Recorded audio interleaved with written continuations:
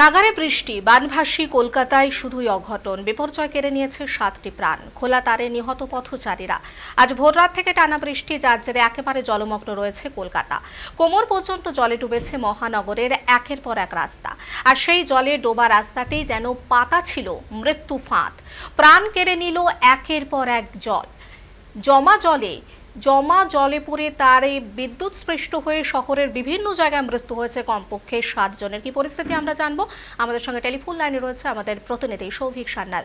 সৌভিক, এখন এই মুহূর্তের কি পরিস্থিতি? জানিয়েছি যে গতকাল রাতে যে তুমুল বৃষ্টি হয়েছে এবং টানা 5 ঘন্টার মেঘমালা বৃষ্টিতে কলকাতা সহ একাধিক জায়গায় কিন্তু জলমগ্ন। ইতিমধ্যেই রেল লাইন থেকে শুরু করে সমস্ত জায়গায় কিন্তু জল জমেছে এবং শহর কলকাতার বিভিন্ন রাস্তায় কিন্তু জল জমেছে। তার মধ্যে বানবাসী কলকাতা শুধুই অঘটন। বিপর্যয় কেড়ে নিল 7টি প্রাণ। খোলা তারে নিহত পথচারীরা। মঙ্গলবার ভোর রাত্রে টানা বৃষ্টি, যার যে একেবারে জলমগ্ন হয়েছে শহর কলকাতা। কোমর অব্দি জলে ডুবেছে মহানগর একের পর একের রাস্তা। সেই সময় জায়গায় কিন্তু পড়েছিল খালি তার এবং ইতিমধ্যে সেই তারেই কিন্তু মৃত্যু হয়েছে, বিদ্যুৎ স্পৃষ্ট হয়ে মৃত্যু হচ্ছে 7 জনের। ইতিমধ্যেই তাদের যে হাসপাতালে নিয়ে গেলে চিকিৎসকের মৃত বলে ঘোষণা হয়েছে। পাশাপাশি জানিয়ে রাখি যে জল ছড়ানোর কাজ কিন্তু ইতিমধ্যে শুরু হয়েছে, তবে এখনো পর্যন্ত এর পেছনে আরো কজনের মৃত্যু হতে পারে সেই নিয়ে কিন্তু চিন্তিত রয়েছেন কলকাতার মেয়র ফিরহাদ হাকিম। তিনি কিন্তু পরিষ্কারভাবে জানিয়েছেন কোনোরকম ভাবে ইমার্জেন্সি কারণ ছাড়া তাদেরকে আজকে প্রত্যেককে বাইরে যেতে বারণ করা হয়েছে। কারণ যেখানে সেখানে জল জমে আছে এবং কোথাও খালি তার পড়ে আছে কিনা সেই সব বিষয় কিন্তু খতিয়ে দেখছে দমকলের আধিকারিকরা। পাশাপাশি পুরসভার আধিকারিকরা তারা জল বার করার চেষ্টা করে যাচ্ছে এবং নিজেদের জীবনকে বিপন্ন করে তারা কিন্তু তাদের জল বার করার যে কাজ সেই কাজ করছে। এবং পাশাপাশি সিএসপির লোকেরাও কিন্তু ইতিমধ্যে রাস্তায় নেমে গেছে।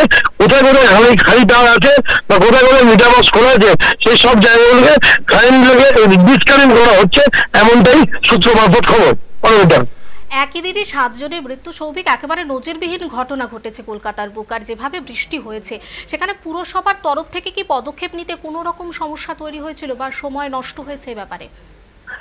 দেখো, সকাল থেকে কিন্তু পুরসভার কর্মীরা তারা কিন্তু তৎপর এবং আমি শুধুমাত্র কলকাতা পুরসভার কর্মীরা নয়, কলকাতার মেয়র ফিরহাদ হাকিম তিনি সকালে কিন্তু তার যে কলকাতা পুরসভা সেখানে কন্ট্রোল রুমে এসে হাজির হয়েছেন এবং পুরো বিষয়টা ওখান থেকে সিসিটিভি ফুটেজের মাধ্যমে তিনি নজর রেখেছেন। পাশাপাশি মেয়র পরিষদ নিকাশি তারক সিং তিনিও উপস্থিত ছিলেন এবং তিনি কিন্তু রাত ভোর সেখানে উপস্থিত ছিলেন এবং কোথায় কোথায় জল জমেছে সঙ্গে সঙ্গে সেখানে পাম্প পাঠানো জল বার করে আনার ব্যবস্থা সেই তৎপর কিন্তু করেছে। কিন্তু কোথাও কোথাও যে জল যেভাবে মেঘমালা বৃষ্টি হয়েছে কিছুটা সময় হয়তো লাগবে জল বেরোতে।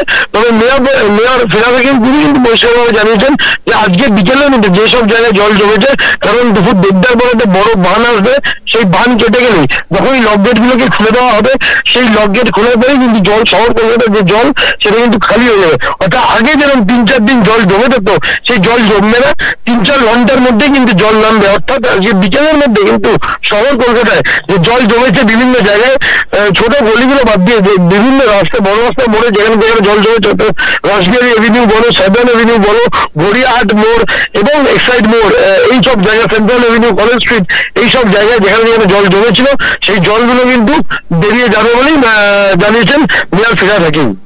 প্রজ্ঞা, একেবারে সৌভিক, অবশ্যই নজর রাখো পুরো পরিস্থিতির দিকে। আপাতত ধন্যবাদ তোমাকে। সৌভিক সান্যাল আমাদের প্রতিনিধি আমাদের সঙ্গে টেলিফোন লাইনে ছিলেন এবং প্রতিনিধি সূত্রে যেমনটা খবর, পুরসভার তরফ থেকে সব রকম পদক্ষেপ নেওয়া হয়েছে এবং এখনো পর্যন্ত পুরসভা কিন্তু কাজ করে চলেছে যে বেশ কিছুটা সময় লাগবে কলকাতার পরিস্থিতি স্বাভাবিক হতে।